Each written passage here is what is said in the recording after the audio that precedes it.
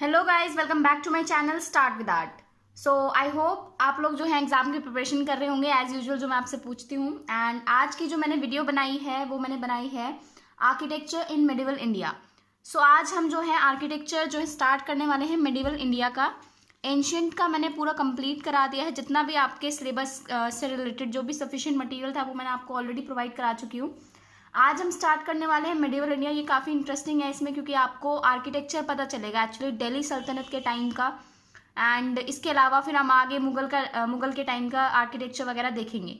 ठीक है, सो स्टार्ट करते हैं हम आज की वीडियो। जिसने भी एंशियंट आर्किटेक्चर नहीं देखा है या पेंटिंग में क्या क्या डेवलपमेंट्स आए थे वो सारी सीरीज नहीं देखी है, वो पहले वो जाके वॉच कर लेना। ठीक है, चैनल पे मेरे प्लेलिस्ट है, आपको वहाँ पे मिल जाएगी। एंड तो स्टार्ट करते हैं आज की वीडियो, क्योंकि बीच से कंटिन्यू करने में ना आपको कुछ समझ नहीं आएगा। सो स्टार्ट करते हैं। With the Arab conquest of Sindh in 1712 AD, the Islamic rulers to the western frontiers of India had started. By 12th century AD, the throne of Delhi had been occupied by an Islamic ruler, which marked the onset of medical period of Indian history.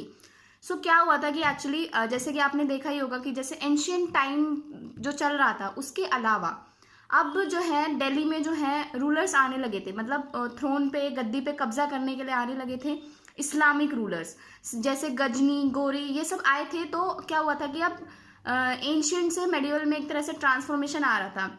सो वो लोग Islamic rulers थे, तो अब अपनी techniques वगैरह जो है यहाँ पर जो है हम देखने को मिलेंगे कि ज़्यादा से ज़्यादा अब उन लोगों ने क्या है जो आर्किटेक्चर के रूप में मॉस्क वगैरह बनवाई हैं, टोम्स बनवाए हैं, ठीक है, एंड मीनार्स बनवाई हैं। सो ये सारी चीज़ें जो चेंज हुई धीरे धीरे, तो ये सब दिल्ली सल्तनत के अंदर आता है, जिसके अंदर की चार पांच डायनेस्टीज हैं जो अलग अलग टाइम पीरियड पे रूल कर रही थी। सो सब ने अपना अलग अलग आर्किटेक्चर बनवाया है, तो आज हम वो पढ़ने वाले हैं। ठीक है, सम ऑफ द फीचर्स। उससे पहले क्या है कि जो ये मैंने आपको ये ऑलरेडी बता दिया कि जैसे अलग अलग टाइम पीरियड पे अलग अलग डायनेस्टीज आ रही थी, तो उस आर्किटेक्चर का नाम फिर हमें दे दिया गया इंडो इस्लामिक आर्किटेक्चर। ठीक है, क्योंकि इसमें जो है पर्शियन इन्फ्लुएंस भी थोड़ा सा आपको देखने के लिए मिलेगा। सो ये इंडो इस्लामिक आर्किटेक्चर के नाम से फेमस है। तो सबसे पहले हम जितनी भी डायनेस्टीज आई हैं, जैसे कि Syed dynasty, Lodhi dynasty and Khilji dynasty, उसके बाद मतलब इससे पहले स्लेव डायनेस्टी। सो ये सारी जो डायनेस्टीज हैं इनके जो आर्किटेक्चर के फीचर्स हैं वो सेम है। ठीक है, सो सबसे पहले आपको वो पता होना चाहिए कि आर्किटेक्चर के फीचर्स क्या हैं, मतलब क्या क्या चेंजेस आए थे एंशियंट से लेके मेडिवल तक। सो आज हम वीडियो में इसके फीचर्स करेंगे, एंड द नेक्स्ट वीडियो में जो है हम कंटिन्यू करेंगे जो ऑल द डायनेस्टीज। ठीक है, ज़्यादा आर्किटेक्चर नहीं है दिल्ली सल्तनत के टाइम पे, मतलब इतना ज़्यादा नहीं है कि आपको याद करने में काफ़ी डिफिकल्टी हो। ठीक है, सो चलिए स्टार्ट करते हैं फिर। सो सबसे पहला फीचर जो है, they give the use of arc and domes gained prominence during the period. It was known as arcuate style of architecture and replaced the Trebet style of architecture. ठीक है, सो सबसे पहली चीज जो नोटेबल है वो ये है कि इन्होंने जो है हमें आर्कुएट स्टाइल ऑफ आर्किटेक्चर दिया है। एक सेकंड में आपको समझाती हूँ कैसे। ये देखिए, आर्कुएट स्टाइल ऑफ आर्किटेक्चर का मतलब क्या हुआ, जैसे कि ये इस तरह से गेट बना है। ठीक है, तो यहाँ पर जो है ये सेमी सर्कुलर फॉर्म में हमें गेट देखने के लिए मिलेगा।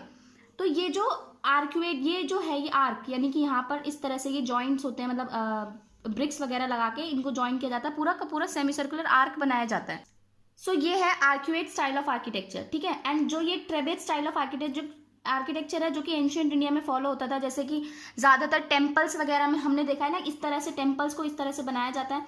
सो ये होता है ट्रेबेट स्टाइल ऑफ आर्किटेक्चर। ठीक है, सो ये जो है हमें ये दिल्ली सल्तनत के टाइम पे ही देखने के लिए मिलेगा। ऑलमोस्ट ऑल द जितनी भी डूम्स बने हैं या फिर मीनार जो टोम्स वगैरह बने हैं, सो इन सब में जो है हमें ये सब मॉस्क वगैरह बनी है, उस समय में ये आर्कुएट देखने के लिए मिलेगा।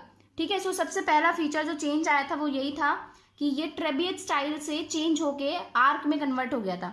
ठीक, सो सबसे इंपॉर्टेंट फीचर है कि आपको पता होना चाहिए कि दिल्ली सल्तनत के आर्किटेक्चर की क्या वो है। नेक्स्ट है, the Islamic rulers introduce the use of minarets around the mosques and the mausoleums. उन्होंने मैक्सिमम यूज किया है मीनार्स का, मतलब मीनार्स इतने ज़्यादा कंस्ट्रक्ट कराए गए हैं इस टाइम पे, बहुत ज़्यादा। तो मीनार्स का बहुत ज़्यादा यूज़ है मॉस्क के अराउंड पे, मौसलम्स के अराउंड पे। सो अब कितना भी आर्किटेक्चर देख लिया, आपको पता होगा कि कितनी ज़्यादा मीनार्स जो हैं कंस्ट्रक्ट करा रखे हैं इन लोगों ने, ठीक है। आपको हर एक मॉस्क के चार मीनार, ये सब मीनार्स वगैरह देखने के लिए मिलेंगी, ठीक है। सेपरेट मीनार्स भी आपको देखने के लिए मिलेंगी, प्लस मॉस्क के अराउंड भी। तो ये सेकंड फीचर है कि इन्होंने मीनार्स का यूज़ काफ़ी ज़्यादा किया है। नेक्स्ट जो फीचर है वो है mortar was used as an cementing agent in their construction. So next feature क्या है कि इन्होंने मोर्टार का यूज़ किया है। अब इसके पीछे भी काफ़ी इंटरेस्टिंग चीज़ है, वो ये है कि जैसे एंशिएंट इंडिया में आपको पता है कि हम उसे रॉक कट आर्किटेक्चर कहते हैं। तो वो रॉक कट आर्किटेक्चर नाम क्यों है, क्योंकि वो रॉक को कट करके बनाया गया है, ठीक है। जितनी भी केव्स हैं वो रॉक को कट करके बनाई गई हैं। सो इसीलिए उसका नाम जो है रॉक कट आर्किटेक्चर, यानी कि सिंगल स्टोन को कट करके बनाया गया है। एंड अब मोर्टार का यूज़ करने की ज़रूरत क्यों पड़ी, क्योंकि इस टाइम पर जो है सिग्निफिकेंट चेंज आया। इन्होंने जो है बड़े से पत्थर को जो है ब्रेक करना स्टार्ट कर दिया। अब जब ब्रेक करेंगे तो उसको कैरी करना आसान हो जाएगा, ठीक है। हम उसे जहाँ पर भी ले जाना चाहते हैं, जहाँ पर हम जो कंस्ट्रक्ट करवाना चाहते हैं वो करवा सकते हैं। तो ये काफ़ी इंपॉर्टेंट फीचर है कि मोबिलिटी का यहाँ पे आ जाता है कि हम जैसे अब बड़ा सा पत्थर है, एंशिएंट में क्या प्रॉब्लम आती थी, एक तो उसकी अवेलेबिलिटी ऐसी जगह पे होनी चाहिए, मतलब उसकी अवेलेबिलिटी के हिसाब से ही हम कंस्ट्रक्ट करवा सकते हैं, हम उसे शिफ्ट नहीं कर सकते। सबसे बड़ी बात है इतना बड़ा सा पत्थर कैसे शिफ्ट किया जाएगा। तो काफ़ी चीज़ें हैं जो इसमें इम्पॉर्टेंट रोल प्ले करती हैं सर। एंड देन अब जो मोर्टार का यूज़ किया जाने लगा उन पत्थरों को जोड़ने के लिए, जैसे कि एक के ऊपर एक के ऊपर एक के ऊपर एक जो है हम बना सकते हैं, उसको हम कितना भी लंबा बना सकते हैं, कितना भी चौड़ा बना सकते हैं। तो मोर्टार जो है as a binding agent use किया जाता था उनको, मतलब ईंटों को रॉक्स वगैरह को पेस्ट करने के लिए या साथ में बाइंड करके रखने के लिए, जो कि एंशिएंट के टाइम पे पॉसिबल नहीं था। सो मोर्टार का काफ़ी ज़्यादा यूज़ होने लगा, जिसकी वजह से जो है आर्किटेक्चर है काफ़ी वास्ट और मैसिव बनने लगे। सो एंशिएंट में ये काफ़ी ज़्यादा ड्रॉबैक था कि हम पत्थर के अकॉर्डिंग ही, जितना रॉक का साइज़ है उतना ही हम उसे बना सकते हैं, प्लस उसकी लोकेशन जहाँ पर है हम उसे वहीं बना सकते हैं, हम उसे शिफ्ट नहीं कर सकते हैं, ठीक है। काफ़ी सारे इशूज़ थे उस टाइम पे, लेकिन ये सब जो है धीरे धीरे चेंजेस आने लगे। सो मोर्टार को यूज़ किया जाने लगा बाइंडिंग एजेंट की तरह कंस्ट्रक्शन में। आर्किटेक्चर जितना भी उन्होंने बनवाया है सो वो कंस्ट्रक्शन में उन्होंने यूज़ किया।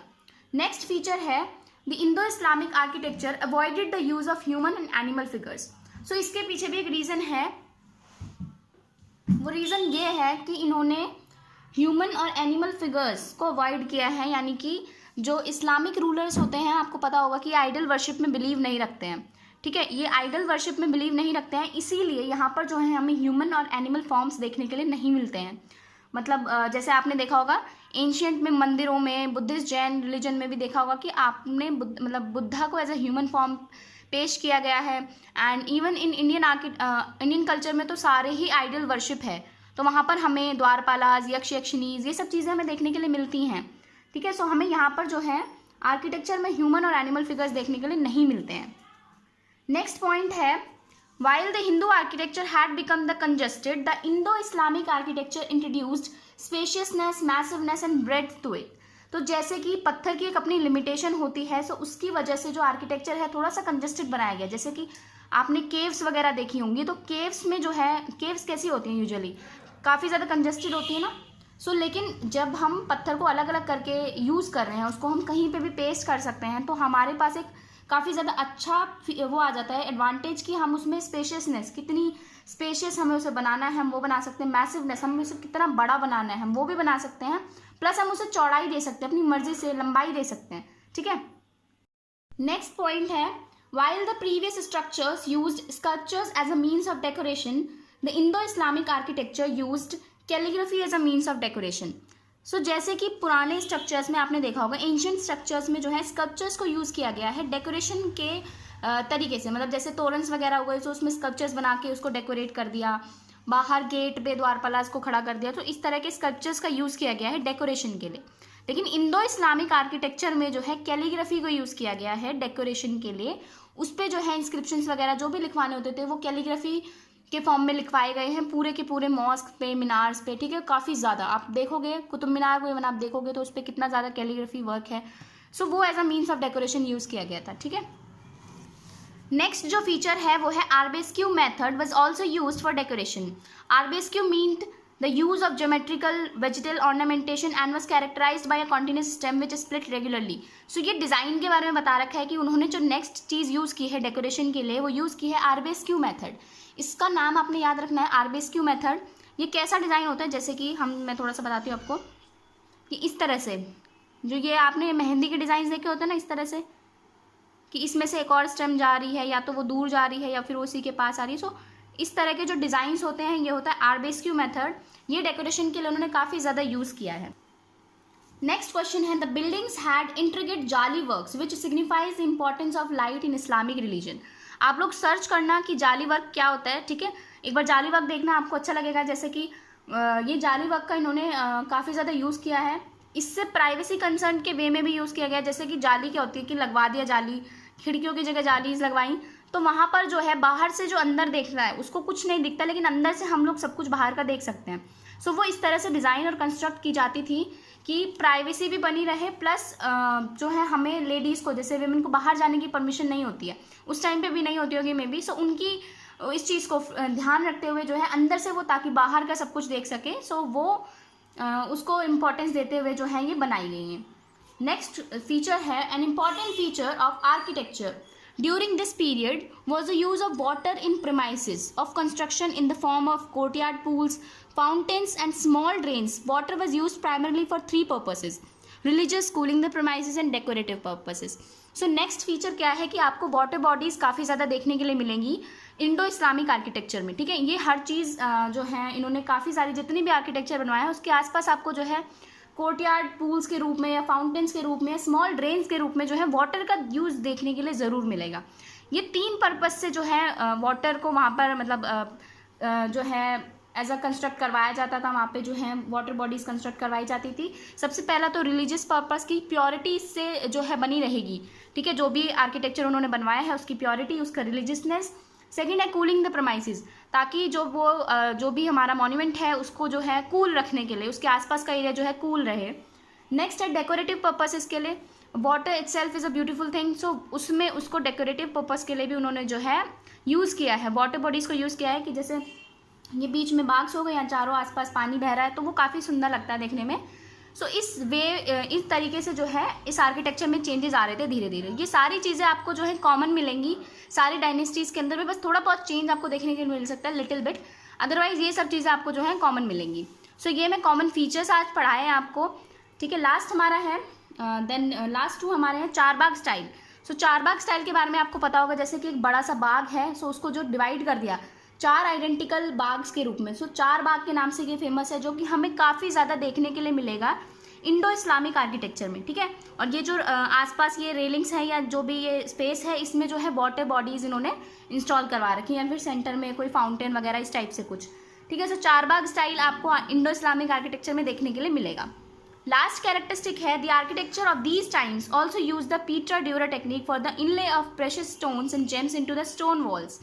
सो लास्ट टेक्निक जो है वो है कि जैसे वॉल है उस पर वाइट कलर से वाइट कलर का कलर है या कोई भी कलर है, तो उस पर जो है इन्होंने जेम्स को इंस्टॉल करवा के एक डिज़ाइन बनवाया है, जैसे ये इस तरह से करके ही. तो इसी शेप के डिज़ाइन आपको मतलब जेम्स लगे हुए मिलेंगे आपको, ठीक है. जिस भी तरीके से इन्होंने डिज़ाइन बनवाया है, तो पूरी वॉल पे जो है जेम स्टोन्स लगे होते हैं एंड वो पूरी की पूरी वॉल को कवर करते हैं, उस पूरी की पूरी वॉल का डिज़ाइन बनाते हैं वो.